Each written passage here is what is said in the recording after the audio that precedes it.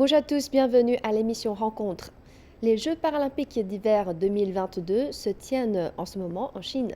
Alors que les Jeux paralympiques ne cessent de gagner en envergure, leur influence sur la société se fait également de plus en plus importante.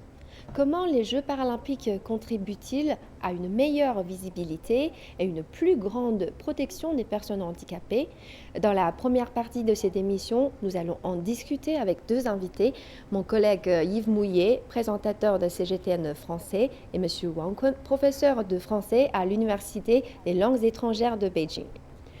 Les Jeux olympiques ne sont point de simples championnats mondiaux, mais bien la fête quadriennale de la jeunesse universelle, du printemps humain, la fête des efforts passionnés, des ambitions multiples et de toutes les formes d'activités juvéniles de chaque génération apparaissant au seuil de la vie.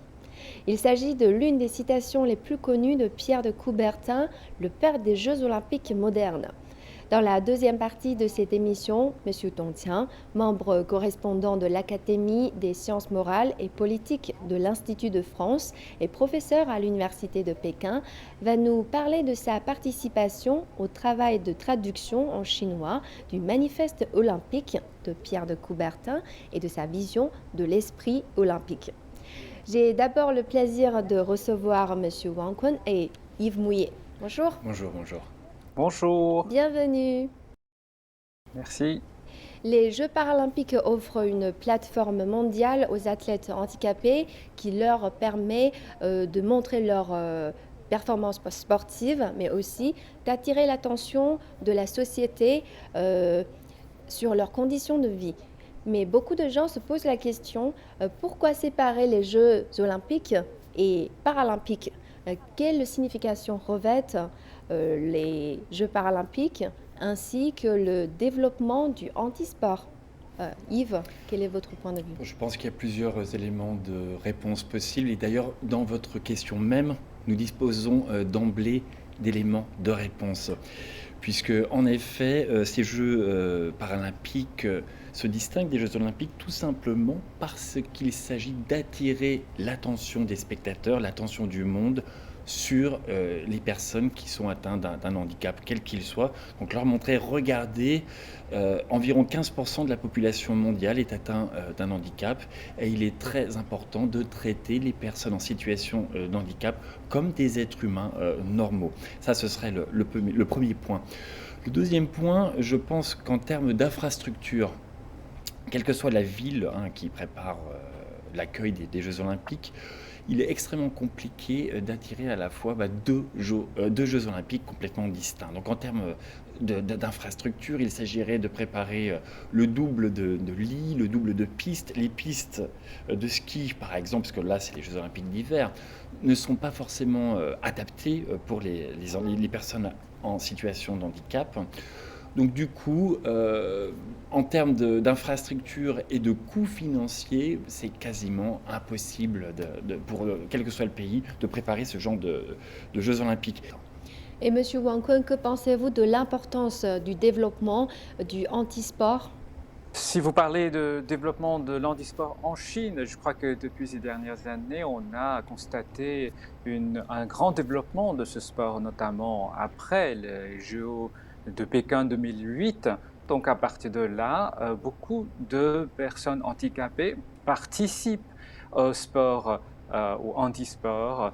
Il devient les éléments très actifs de cet aspect qu'on qualifie comme une carrière sociale parce que c'est justement quelque chose qu'on cherche à bâtir ensemble dans la société chinoise, c'est-à-dire que d'apporter à la fois le soutien de l'État, mais aussi l'attention de toute la société à la condition de vie des personnes handicapées, non seulement dans les conditions de vie au quotidien, mais aussi leur état d'esprit, leur santé physique et leur participation aux activités sociales, comme par exemple une insertion sociale à travers les sports. Donc, c'est ainsi qu'on peut constater aujourd'hui qu'avec l'organisation des Jeux paralympiques d'hiver, il y a davantage de sports qui ont été incorporés dans ces activités-là. Et donc, je suis très content de voir que de plus en plus de personnes handicapées puissent participer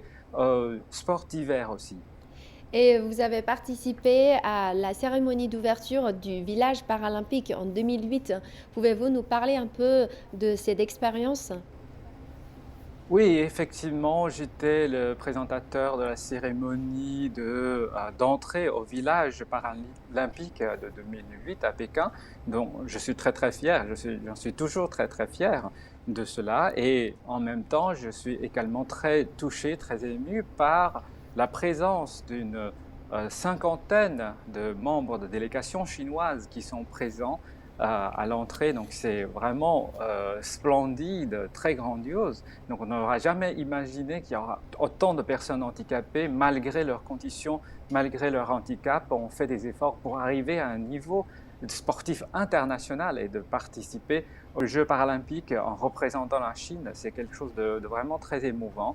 Donc je crois que chacun d'entre eux, derrière eux, il y a une histoire personnelle euh, de travail, de se dépasser, des efforts pour être très touchant. Je crois que chacun peut devenir un exemple pour nous tous. Et l'organisation des Jeux paralympiques permet également à la ville haute d'améliorer l'accessibilité de ses bâtiments et infrastructures aux personnes handicapées. Yves, vous avez vécu pendant longtemps en Chine, à Beijing. Quel jugement portez-vous sur les infrastructures déjà existantes? J'ai eu la chance de venir voyager à Beijing avant les Jeux Olympiques de 2008 et en effet j'ai pu constater juste avant les Jeux Olympiques de Beijing une nette amélioration au niveau des infrastructures, au niveau des rampes d'accès par exemple au métro, au niveau de... euh, dans certaines stations de métro, les aveugles avaient même la possibilité de se repérer avec du braille, donc le langage des aveugles, hein. Et pour les aveugles toujours, maintenant on se rend compte à Pékin, sur les trottoirs, il y a en fait, toute une infrastructure bien spécifique et destinée à un public d'aveugles qui a été aménagée pour qu'ils puissent se diriger dans la ville. Donc une nette amélioration à ce niveau-là, c'est le moins qu'on puisse dire. Et je suis persuadé que là, en 2022, ces infrastructures-là se sont encore améliorées. Et en plus des infrastructures, quels ont été les autres progrès qui ont été réalisés par la Chine à la suite des Jeux paralympiques 2008, Monsieur Wang Kun?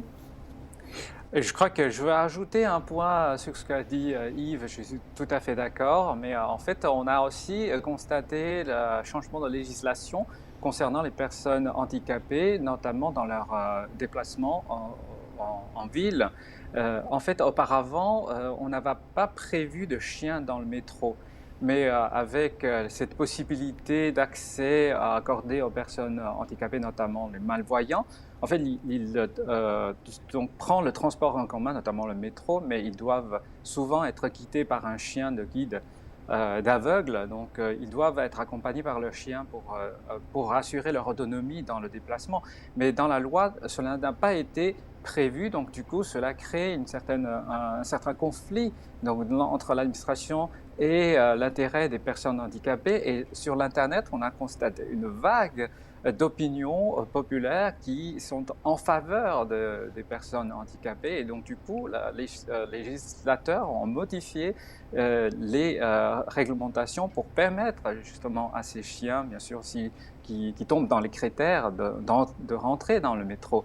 Donc, cela veut dire qu'en fait, toute la société cherche à faire des efforts pour améliorer la condition de vie au quotidien des personnes handicapées. Mais cela ne se limite pas à cela. Comme on parle des Jeux paralympiques, on constate que le développement des sports, donc dans le sens de compétition du terme, est aussi très rapide en Chine. C'est-à-dire qu'aujourd'hui, non seulement il y a beaucoup de sportifs de handisport, en Chine, il y a des différents endroits d'entraînement. Par exemple, actuellement, nos sportifs handicapés sont entraînés quelque part en Chine, pas tous à Pékin encore. Je crois que dans la société, c'est-à-dire que dans le quartier que nous vivons, il y a aussi l'infrastructure qui ont été installées. Une partie, bien sûr, pour les personnes qui aiment bien faire le sport dans leur quartier, mais d'autres infrastructures qui nécessitent davantage de conception sont également installées pour les personnes non-voyantes ou à mobilité réduite, etc. Selon un livre blanc publié tout récemment par le gouvernement chinois, il y a au moins 23% des personnes handicapées qui est effectivement impliquées dans le sport du quotidien, de leur quartier, qui sont dans la proximité de leur vie quotidienne. Donc c'est quelque chose de très encourageant parce qu'ils peuvent rester en bonne santé, ils peuvent assurer une sociabilité avec les voisins et en même temps ils seront en meilleure santé à la fois physique et morale. Et Yves, d'après vous, quels sont les efforts encore nécessaires pour améliorer la protection des droits des handicapés? Dire tout simplement que, bah, par exemple, pour les Jeux paralympiques, il y avait eu des spots publicitaires très intéressants qui ont été faits au cours des Jeux olympiques de mémoire de Londres. Là, ils ont mis en avant des spots publicitaires disant, regardez, nous avons des super-humains qui sont des athlètes hors normes, qui s'entraînent dans des conditions extrêmement difficiles et contre vents et marées, ils arrivent à atteindre leur objectif.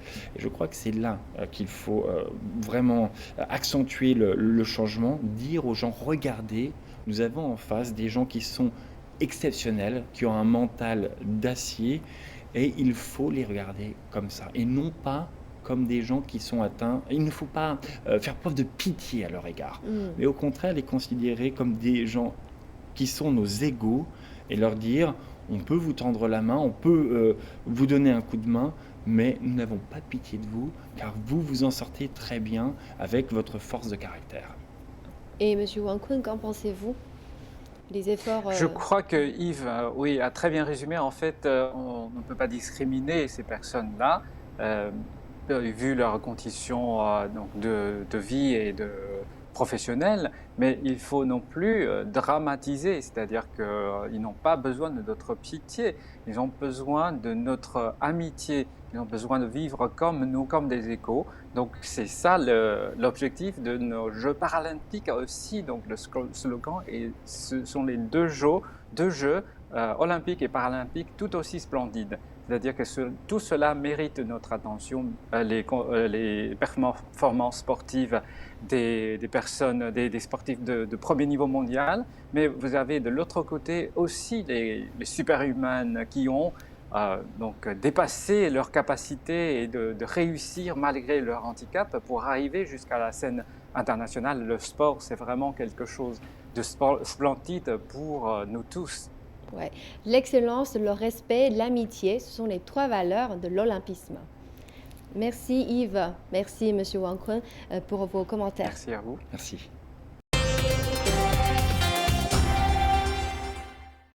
Passons maintenant à la deuxième partie de cette émission. Nous avons le plaisir de recevoir par visioconférence Monsieur Dong Qiang, membre correspondant de l'Académie des sciences morales et politiques de l'Institut de France et professeur à l'Université de Pékin. Bonjour. Bonjour. En 2008, pour célébrer le 145e anniversaire de la naissance de Pierre de Coubertin, le père des Olympiques modernes, une édition trilingue en chinois, français et anglais du manifeste olympique a été publiée et mise en vente dans le monde entier. Et vous avez participé à ce travail de traduction. Pouvez-vous partager avec nous votre expérience? Oui, oui, volontiers. C'était en fait un immense plaisir et un grand honneur, hein. J'étais le principal traducteur de ce document historique et inouï, et qui, en fait, il s'agit d'un manuscrit de 14 pages qui a été fait par le jeune Pierre de Coubertin en 1892. Et c'était pour célébrer le 5e anniversaire d'une association sportive, une sorte d'association française de l'athlétisme, quelque chose comme ça, dont il était le secrétaire général. Il a fait une analyse, mais vraiment très, très subtile, hein, de l'état des sports dans les différents pays. Par exemple, à la Suède, en Allemagne, en Angleterre, aux États-Unis et évidemment en France. Il faisait son rapport, et ce qui est extraordinaire, c'est qu'à la fin, dans la conclusion, hein, il a vraiment été touché par une une sorte de lumière, presque c'est mystique, hein. C'est-à-dire il a raturé, il a barré une conclusion qu'il a déjà écrite, qui est un peu banale, c'est-à-dire qui est habituelle d'un rapport annuel, et il a dit, comme ça, moi, ce que je vais faire par la suite, c'est de rétablir les Jeux olympiques. Donc c'est la première fois, comme ça, hein, à la fin du 19e siècle, dans une époque moderne, quelqu'un, Pierre de Coubertin, a déclaré son envie de rétablir les Jeux olympiques. C'est pour ça que ce document est extrêmement important. Et ce qui est extraordinaire, c'est que ce document a été perdu pendant très longtemps. On ne savait pas où est allé ce document. Et quelqu'un l'a retrouvé, hein. Et donc, on m'a confié le travail de traduction. Et ce qui est extraordinaire, c'est la suite de cette histoire, c'est que ce manuscrit a été fait comme don, hein, au Comité international des Jeux olympiques. Donc maintenant, ce manuscrit très rare, très précieux, est à Lausanne. Et il y a, si je ne me trompe pas, il y a 2 ans, une grande cérémonie qui a été faite pour la donation, hein, et le président, M. Bach, a été très touché. Il a fait un très beau discours, justement, en insistant sur l'importance de ce document historique. Et en quelque sorte, ce document de jeune Pierre Coubertin retourne chez lui, puisque ce sera conservé pour toujours au musée de Lausanne. Et en ce qui concerne le contenu, quels éléments de ce manifeste vous ont le plus marqué? Vous savez, ce document a été appelé par la suite le manifeste olympique parce que, si je ne me trompe pas, M. Samaranch, qui a été le président du Comité international des Jeux olympiques, a lu avec beaucoup d'excitation, en fait, ce texte en disant que c'est vraiment le début de l'idée de faire revivre l'olympisme dans le temps moderne. Et c'est pour ça que c'est le manifeste, puisque c'est la première fois on voit la germe de l'idée. Et ce qui est, pour moi, ce qui m'a très frappé, c'est justement une sorte de vision, hein, une prévoyance, hein, de ce qui allait se passer. Alors qu'à l'époque, rien, disons, n'était prêt, hein, pour un tel événement aussi important. Et d'ailleurs, il a fait des analyses très subtiles, hein, des différents pays, et en insistant sur le fait, par exemple, que l'Allemagne, hein, développait l'athlétisme, mais presque dans un but militaire. Et que la Suède, par exemple, développait une sorte de gymnastique, tout simplement, hein, pour les vieux et pour les enfants. Et donc, il analyse vraiment de façon très subtile chaque pays, c'est-à-dire l'état actuel de chaque pays.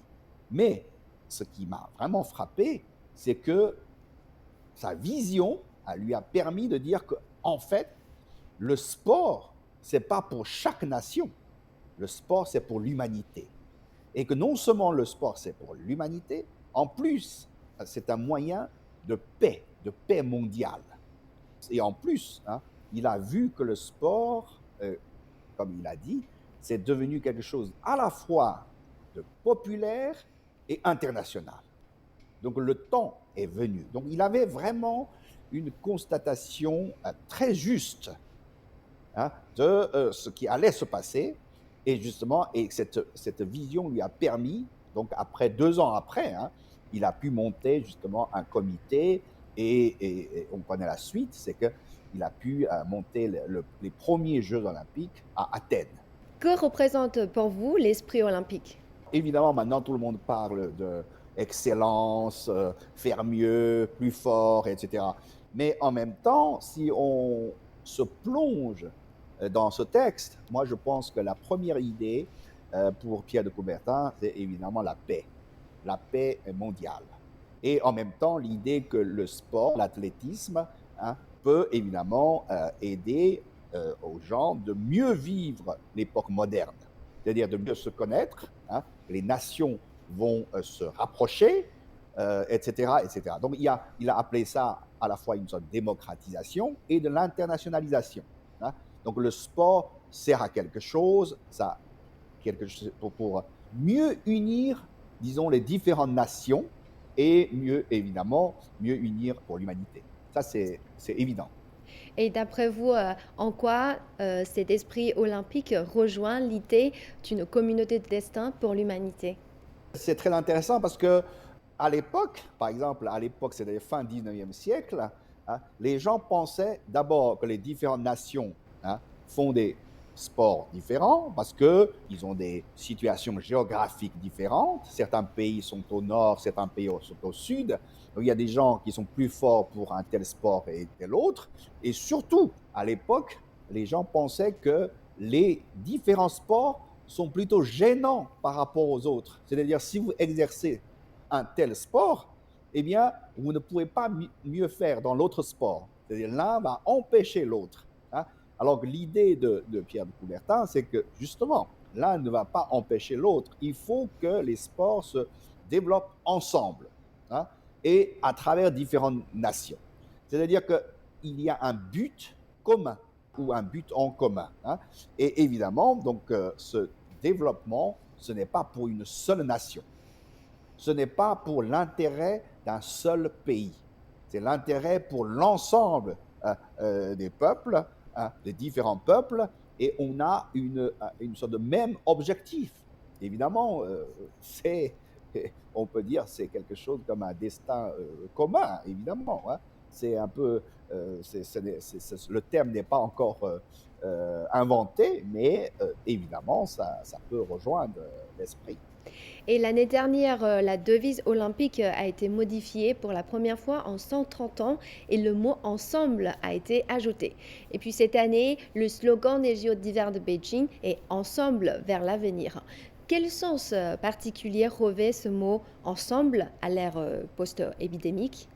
Ben, je crois que si on se replonge dans le texte fondamental de Pierre de Coubertin, l'idée effectivement que justement que le sport c'est pour l'ensemble de l'humanité, hein. Et puis c'est l'ensemble, je crois on peut très bien réfléchir à partir de là, c'est-à-dire tout à l'heure j'ai évoqué les différences géographiques, hein. Et puis donc qu'il s'agit des Jeux olympiques de l'été ou des Jeux olympiques de l'hiver. C'est-à-dire qu'il faut recouvrir en quelque sorte toutes les saisons, hein.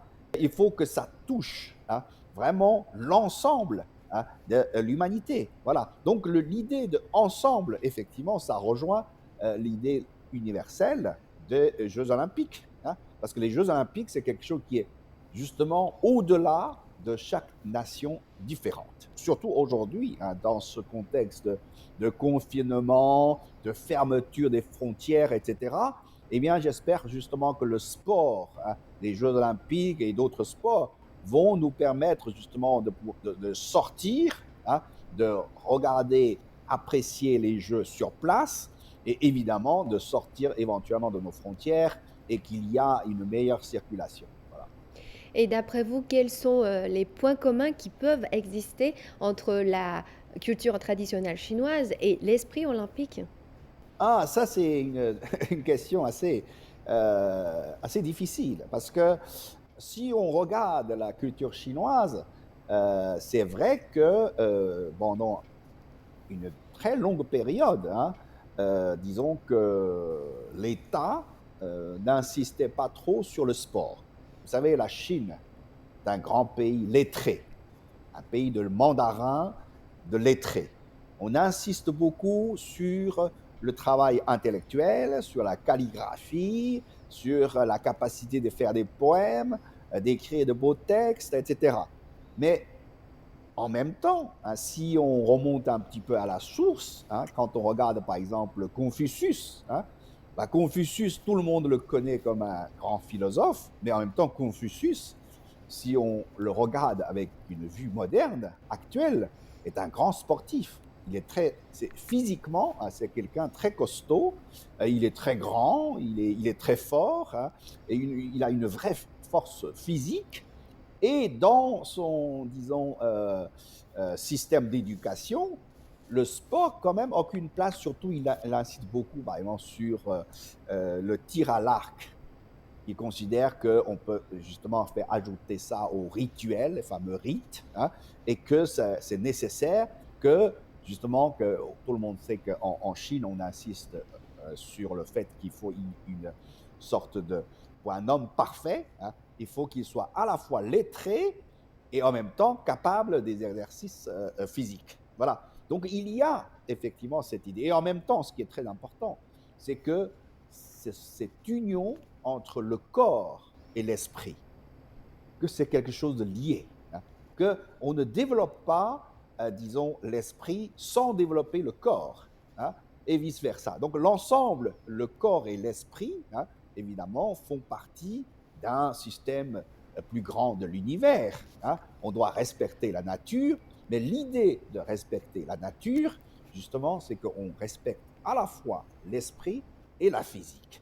Voilà. Donc c'est pour ça que, en fait, dès le début du XXe siècle, hein, dès le début de la modernité chinoise, hein, les plus grands pédagogues comme Tsai Yuan-Pei, etc., eh bien, ils ont tout de suite compris justement l'intérêt des Jeux olympiques et l'intérêt du sport dans la formation d'un homme et d'une femme et dans le système éducatif, hein.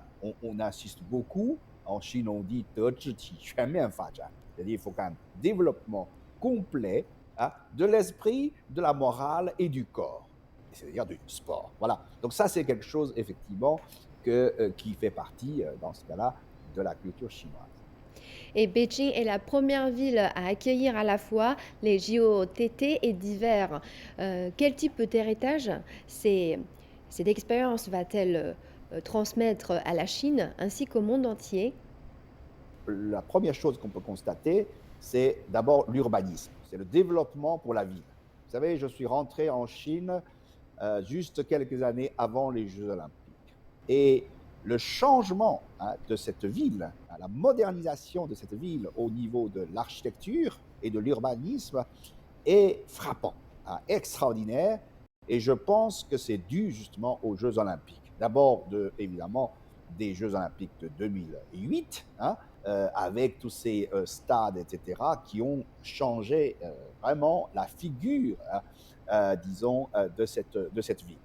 Et puis, aujourd'hui, avec de nouveaux stades, des installations sportives, etc., et puis l'amélioration encore, hein, des transports, etc. Évidemment, donc ça, c'est quelque chose qu'on peut constater à première vue, hein. Et puis, je pense que le fait de pouvoir organiser à la fois les Jeux olympiques d'été et de l'hiver, pour les Chinois, justement, c'est aussi le signe d'une ouverture d'esprit. Parce que la Chine, en fait, est un pays qui est vraiment très ouvert et qui apprend très vite. Ça, c'est la grande qualité des Chinois, on apprend très vite. Avant, on ignorait beaucoup de jeux, par exemple, d'hiver. On ne savait pas du tout qu'en Chine, il y avait tellement de personnes qui sont intéressées, par exemple, pour les jeux de sport d'hiver. Et finalement, on s'aperçoit que c'est une grande population et que justement, on se rend mieux compte, hein, même de l'état géographique de notre pays, hein, qui est en fait, qui s'étend, hein, du sud vers le nord et de l'ouest vers l'est, qui est avec une grande superficie, et que les sports sont très variés et que les sports justement ne se limitent pas à quelques, disons, athlétismes très connus qu'on connaissait déjà. Et donc là, pour moi, hein, c'est une grande ouverture d'esprit, ça stimule l'imagination.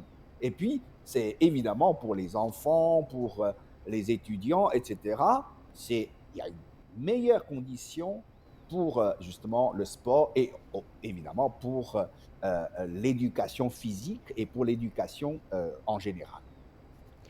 Merci d'avoir partagé avec nous votre expérience et votre vision sur l'esprit olympique. Merci à vous, avec plaisir. Voilà, c'est la fin de cette émission Rencontre. Merci de nous avoir suivis. À la prochaine.